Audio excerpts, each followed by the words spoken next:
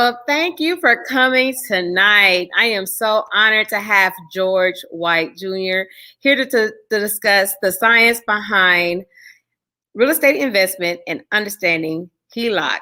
So, my name is Tiffany Dooley. If you do not know who I am the founder and CEO of Left Brains, where our mission is to help the underserved youth with affordable or free tutoring services. And so please keep an eye out on our Facebook page because we are revamping our site and our program to where we can include sponsorships if you want to help us out and sponsor a child to have one-on-one tutoring services. Because right now the students are only in a group session. So hopefully we can get sponsors to put them on one-on-one basis to tutor individually.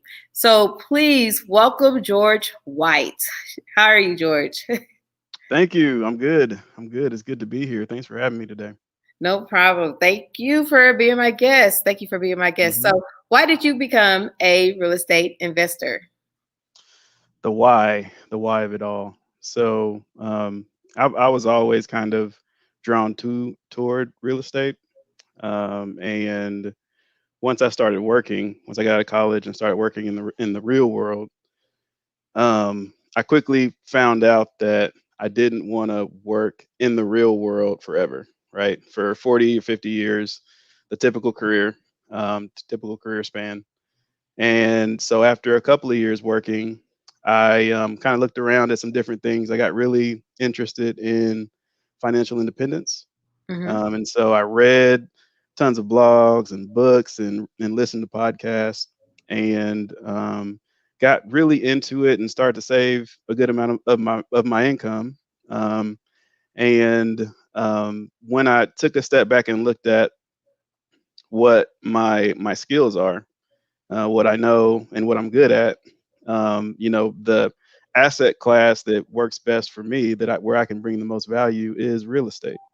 Hmm. And so I started to look at real estate to be that vehicle to take me to the ultimate goal, which for me is um, lifestyle freedom.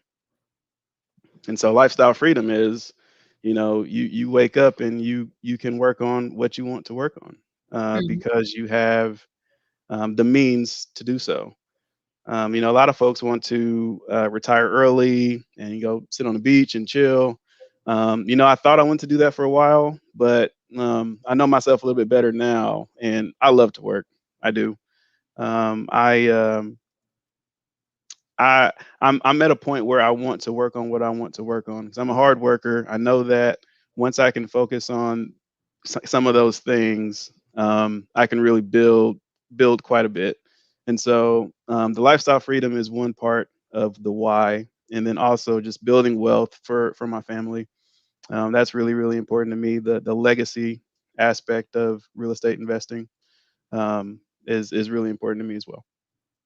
Well, congratulations on becoming a real estate investor. Because how Thank long have you. you been doing this again? S- So I bought my first property about a year and a half ago, Okay.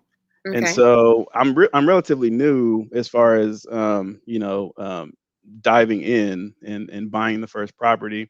However, I've been researching real estate for 8 or 10 years, pretty avidly. There are several resources, websites, and whatnot that I've consumed and would consume just about on the daily. Websites, forums, podcasts, you name it. Really just getting my knowledge base where it needs to be so that I can be a successful real estate investor. Um, because because the opportunities are out there. It's just being able to seize opportunities when they come and being ready for it. And so I felt like I was just gearing up because I wasn't ready to. I didn't have the money to purchase, that first property, which is what we're Mhm. going to get into here in a little bit. That was really the hindrance or the block in front of me when it came to buying that first property. And so I've been researching forever, but just recently got started here about a year ago. Okay. So, what is the science behind real estate investment? The science behind it. You got to ask about the science, don't you? Of So, course, we have an engineering background, so I have to ask. right. So there is definitely a science to real estate investing. Um, a lot of real estate investing is about the numbers. You have to be a successful real estate investor and to do it long term successfully. You have to understand the numbers. What do the numbers say? What do the numbers mean? If you're looking at a listing and the realtor for the seller is saying all this, about the property and the numbers, are those numbers garbage, right? Because they're trying to market the property and, make it look as good as they possibly can. And so understanding the numbers, trying to figure out, okay, if I buy this property, after you take the mortgage, taxes, insurance, maintenance, vacancy, all the expenses, right? You got your income, you got your expenses. Will it be cash flow positive at the end of it? And Hmm. if so, it may be a good deal. If it's not, it's probably not a good deal. Largely speaking, sometimes it is, depending on the market. So it's very there's a lot behind the numbers to keep you successful in real estate investing. Now, with that being said, there's a lot of art to it as well. Um, being savvy, will only help you in real estate investing. So what I mean by that is if you can be creative with in the real estate game, it'll only make you that much better. Because so once you're creative, then maybe you can figure out a way to use other people's money to fund your deals. You can learn to look for things that most people miss when they look at a property and they're evaluating a property. um, Learn how to work with financial institutions and banks to leverage maybe what you know or your situation, networking, all that. So a big part of it is art and being creative as well. The more creative you are, the better off you'll do as well. All right. And yes, there is a true science behind it because I've been studying real estate investments now for about the same time as you. And like you said, the numbers has to make sense from day one. You have to know where you have to get your, the properties. Hmm. Does your budget allows you to do the renovation as That's well right. as buying the property, knowing what type of networking or type of relationship you have with your angel investor. You Certainly. know? So it there's a science, a true science behind real estate, and a lot of people don't understand it and don't know, But I hope tonight will help a lot in the HELOC world. So Definitely. what is HELOC? HELOC. So before I get into HELOC, I want to say that I think this topic is really timely because of what the market is doing right now. So a HELOC is the acronym for Home Equity Line of Credit. Home Equity Line of Credit, HELOC. And it is a tool that homeowners can use to tap into the equity that they have built up in their home. So, so for example, um, if I let's say I own a $200,000 home. If if it's worth $200,000 and I owe $100,000 on it, that means that there's $100,000 of equity in that. Now, um, so you can get a HELOC to pull some of that $100,000 out of your house and use it for whatever you want. And so a lot of times if you look at commercials or billboards and banks will have marketing material out for HELOCs, they'll say, come get a HELOC and renovate your kitchen or renovate your bathroom. That's a lot of what they push, but really you can use a HELOC for anything. Hmm. And having stored up equity in your home is a great way to start investing in real estate. Okay. And hold on, my phone just died on me.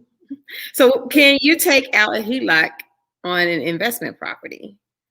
Good question. Yes, you can. You can take a HELOC out on an investment property. A lot of times, a HELOC on an investment property may come with a higher rate because it's just a little bit more risky for a bank to do that. So let me step back a little bit more and talk about um, HELOCs in general and kind of the pros and cons of a HELOC. So, um, so if you go to a bank and get a HELOC on your home, that means that you have essentially a ledger account that's just sitting over to the side that you can tap for funding. So it's like a credit card on your home. So you can get it set up and not touch it, and you don't owe anything. There's no interest accruing, nothing like that. It's just set up and it's sitting there for you for when you're ready to use it. Hmm. Um, and so that is important because if you're trying to get into real estate, you may not necessarily have your eyes on a property yet. You may be looking for a property. And so setting up a HELOC and having that ready to go is essential so that once you do find that property, you can pull from it, you can move fast, and you can close on that property.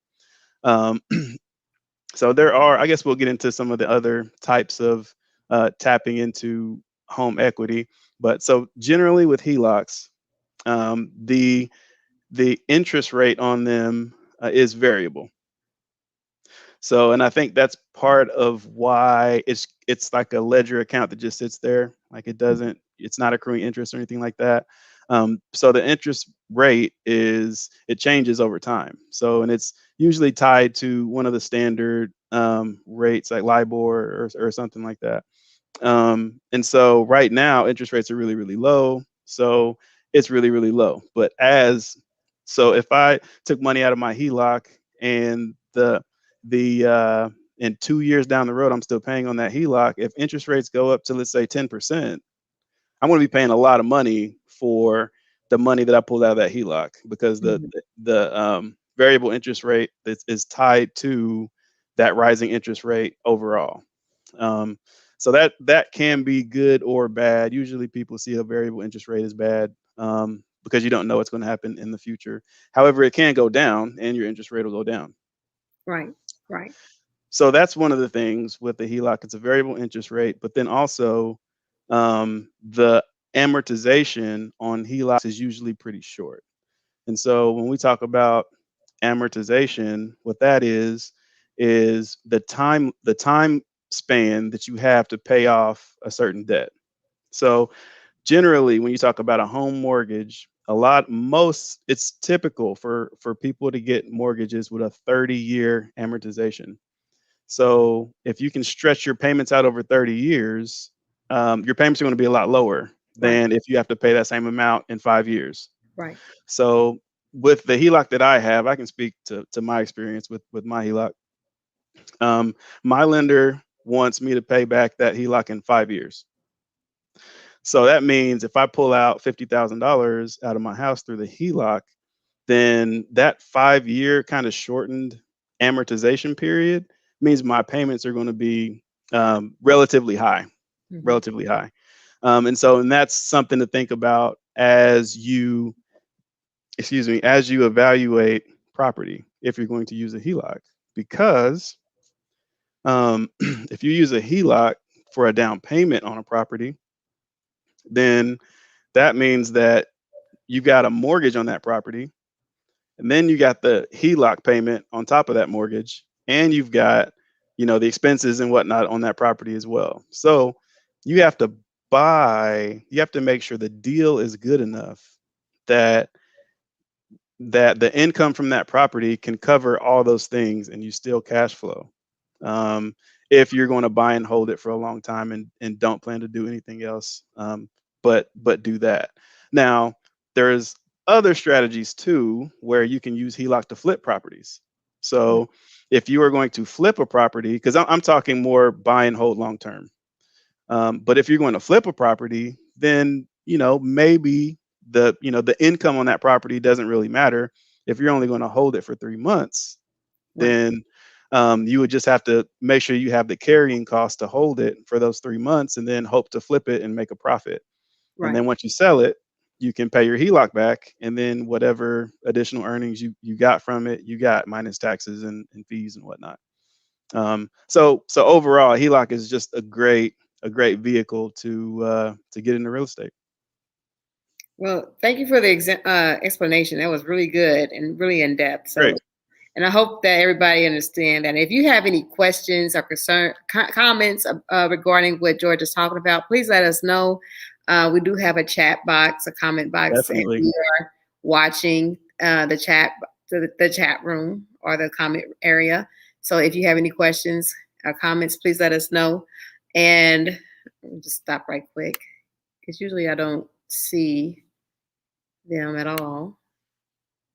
Okay, I don't see any right now, so we'll keep on moving. Cool. All right. So, are there alternatives to utilizing a HELOC for tapping home equity? Yes, there are. Um, this can get a little nuancy. There's a lot of little things that can change to kind of shift one way of one using one method in your favor as another. So HELOC is one way you can tap home equity. Another thing you can do is get a loan, just pull a loan on your equity that you have in your house. And so how that differs from a HELOC is that ledger account that's sitting there, right? If you don't touch it, it's not accruing interest or anything like that. A loan, on the other hand, is once you make that transaction for that loan, whatever that loan amount is, let's say it's $50,000, whatever interest rate you have on that, it starts accruing as soon as you pull that money out. Mm-hmm. So if you don't have a property in mind yet, then as that money sits in your account, you're paying interest on it. Mm-hmm. Um, so where that can be advantageous is so the amortization schedule on a loan on your equity in your home may be more than 5 years. So that overall payment is going to be lower than maybe what your HELOC payment would have been. So that's one thing to consider. And again, it's very situational. It just depends on what you're doing and your strategy and all that. So another thing with taking a loan out is the interest rate. So the interest rate when you take a loan out on your equity, you may be able to get a fixed rate. Mm-hmm. So that takes away your long-term risk if you're going to hold it. If you're going to hold that loan for, let's say, 10 years, then that takes away that long-term risk of that variable interest rate that comes with the HELOC. So those are two caveats that, again, you just kind of look at your situation and see, okay, what makes the most sense. But then there's another thing that you can do to tap your equity, and that is um, you can cash out refinance your personal home. So what does that mean? So that means that let's say um, so that means that you have an existing mortgage and you have equity in your home. So you can go to a bank and say, hey, I want to refinance my mortgage. Let's say let's use the same example where you have $100,000 that you owe, and the house is worth $200,000. So you can go to the bank, another bank, or the same bank even, and say, I want to refinance my house and pull cash out. What are my options? And so typically banks will say, well, you need to keep, let's say they say you need to keep 20% equity in your home, and that we're not going to give you cash for. You have to keep that to make sure that you've got skin in the game on your house, and you don't get over leveraged. Um, and so if it's worth $200,000, then 20% equity is $40,000. So you have to keep $40,000 on that you can't touch as equity in your home. And then Mm-hmm. the bank will turn around, pay your old mortgage off. That's $100,000, and then give you a new mortgage for $200,000. Well, the difference between that $100,000 and that $40,000 you have to keep in there. So that 140 and that 200 that your new mortgage is $60,000. 1,000. Mm-hmm. So the bank will write you a check for, let's say, $60,000. Let's say there's no fees or anything like that. The bank will write you a check for $60,000. You then can take that check and use that to invest in real estate. And so, what's advantageous about using a cash out refinance is is the amortization on that. If you get a 30-year amortization on a $200,000 note on your house, your payments are relatively small Right. on that, Right. right? And Mm-hmm. so now you've got $60,000, and your payment may have only gone up, uh, a couple $100 a month or something like that.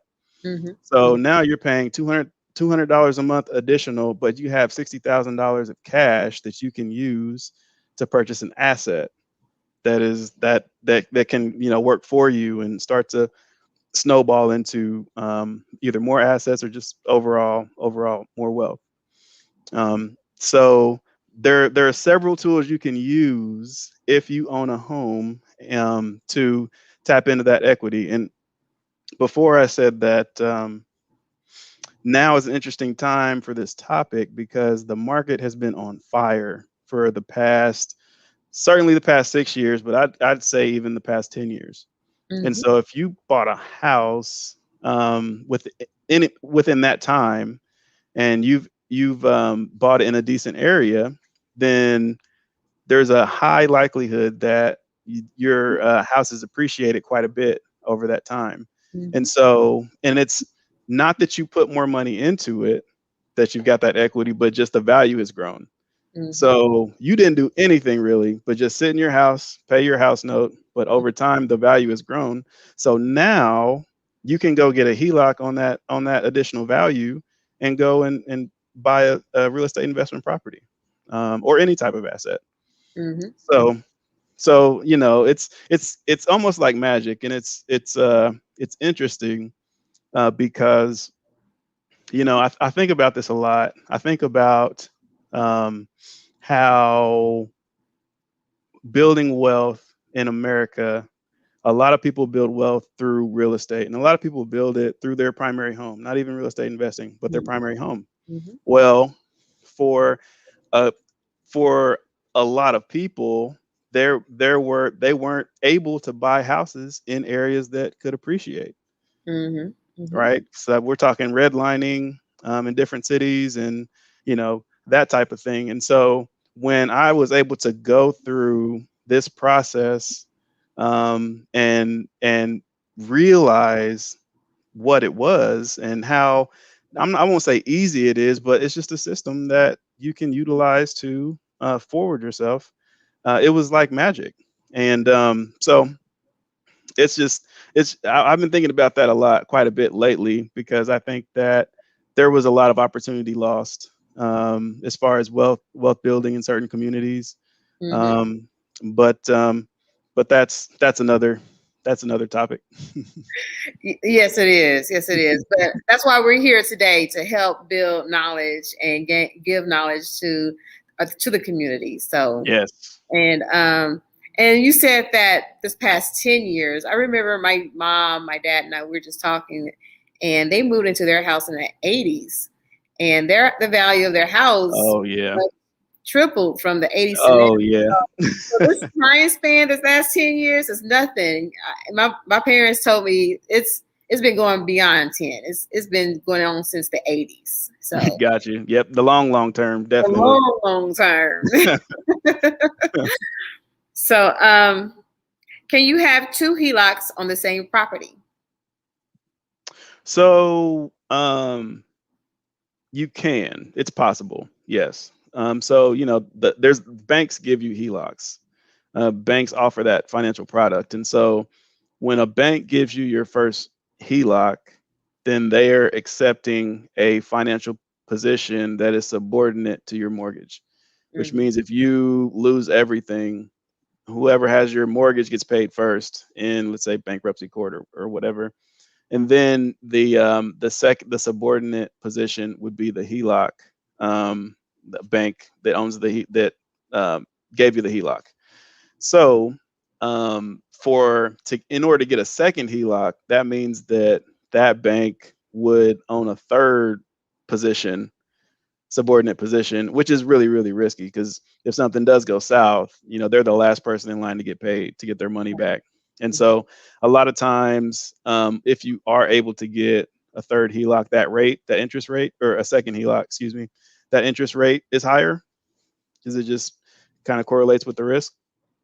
And then, so there are certainly times where banks aren't as hesitant to give you another HELOC on a property. So let's say you live in a high cost of living area, your house is worth $700,000 and you own it outright.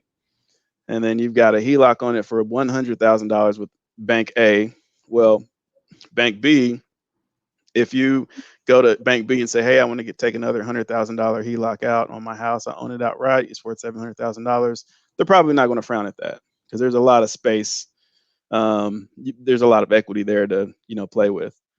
So it's possible and it's been done, but it's just really about how the bank feels with the amount of debt that you have. Can you make your debt obligations?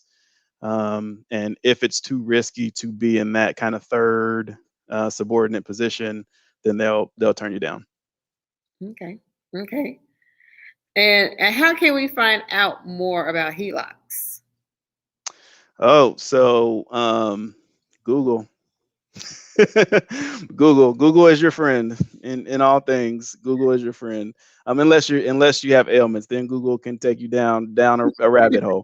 But when it comes to getting educated on finances, real estate, stock market, whatever it may be, certainly searching things and look for reputable sources because there is bad information out here. You definitely want to look for multiple sources, kind of consume as much as you can, and as you start to build a baseline of knowledge about that subject matter, then you'll be able to start parse out what is, I don't know about this site because XYZ, and then you just kind of start to build your own confidence in the information that you're bringing in. So, but I do want to make it a little more personal and talk about how I utilized the HELOC in my house on my first deal. Okay. So to make it a real, what actually happened with me in my HELOC, and not just kind of this, theoretical what you could do. So, so my wife and I decided to take a HELOC on our property, and so let me back up a little bit. So my real estate strategy is long-term buy and hold properties. Mm-hmm. I want to buy a property and hold on to it for as long as I can, unless I can kind of flip it up into a larger buy and hold property, and leverage it into something larger. But buy and hold is really what I want to do. Not a huge fan of flipping. It's just not quite my thing. Um, Not that it's not a great way to do well, but not quite for me right now. So, um, so we took $50,000 out of our home, our primary home, and we put a down payment on a 4-unit property. And so, and remember, the down payment means that you've got the mortgage on that property, Mm-hmm. and then you've got the HELOC, which again, $50,000, 5-year amortization. It's a decent payment. Mm-hmm. And then, of course, the expenses that come along with the property. So the strategy that I utilize for that is coined in the real estate investing kind of game, BRRRR, which is BRRRR technically. So what that means is you buy an asset, a house or a building, then you renovate that building, then you rent out the units in that building, and then you refinance that building. And then Okay. the last R is repeat. You repeat that process, and I'll get into that in a minute. Okay. So we put which I think it was like $45,000 down that we put down on the house, and then we had a little bit of money to start fixing it up, the fourplex, start fixing it up and whatnot. Um, and so we kind of went unit by unit, renovated them as the tenants would move out, and got new tenants in. Got the rents kind of up to market. They were a bit below market when we bought it, which is a good thing. Search for properties that have below market rents, Mhm. um, if you're using the BRRRR strategy. And so we went through and we renovated the units and got them rented out, and then we moved to refinance it. And so we started the refinance process last year. I want to say it was probably August or so.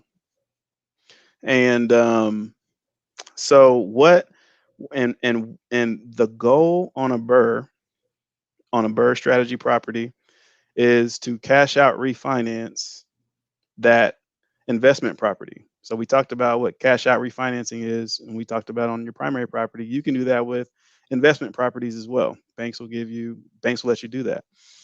And so Still, you have to and still keep in 20% of the value of the property in the bank. That's so the yes, absolutely. So the lender that I used on my cash out refinance actually required that I kept 30% okay. in there. So they were even more stringent on that. Which, looking back on it, I probably could have got I probably could have found a lender that that would give me a little bit more, but that's okay. Um, so um, we cashed out, refinanced that fourplex, and by the time we had gone through and renovated all the units and got all the rents up, we were able to cash out more money than we put into it, like all together. And so at that point, we could then take that cash out money, and then pay back off the HELOC. So the HELOC has a zero balance, and then whatever additional we have you can do whatever you want with it. Mm-hmm. And so you can roll it into the next property, and you still have that HELOC sitting there that you can just use again. Mm-hmm. So, and that's the repeat phase. So right after you refinance, you get your money out, and then you repeat it. You use that money and maybe a little bit more, buy your next property, do the same thing, pull cash out refinance, and just keep that snowball rolling. And then before you know it, 5-6 years down the road, you've got a handful of properties. And really using if it's difficult to do, to cash out all your money back out, a lot of times you have to leave some money into there just Mm-hmm. because the numbers won't quite let you cash out that much. But if you have to leave $10,000 in a property and then you can cash out most of what you put in there, that's a win. I mean, It is. that's awesome. If you can only leave $10,000 or $15,000 in a property that you have now, that's helping you build wealth. That's not a bad deal. Mm-hmm. So all that to say, this particular strategy a lot of people are using, and in order to use it, you have to buy right. That's the hardest part. That's really the hardest part about this strategy is you have to find deals and buy right, and that's very difficult to do. um, Finding deals, buying right is a whole nother podcast episode. And you're right. It is kind of hard to find houses for even for real estate investors. And finding the Yes. right property that has Yes.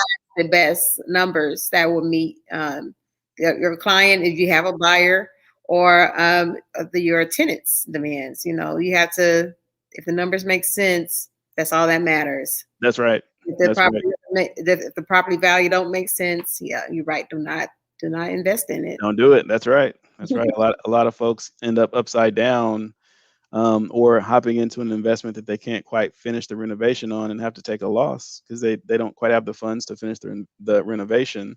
And so they Mhm. have to sell it to probably another investor, lose money, try and recoup what you can on it, that kind of thing. Mhm. Um, the it's it's not about buying houses or buying buildings. It's about buying deals. You have to find deals. If it's not a deal, pass on it.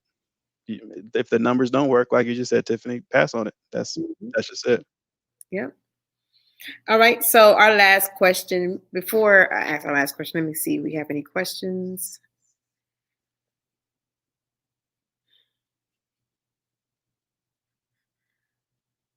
It's not about buying houses or Sorry. buying houses or buying buildings. It's about All right. No one has any questions in Facebook page. Okay. all right. So just want to make sure. So how can we find out more about real estate investing?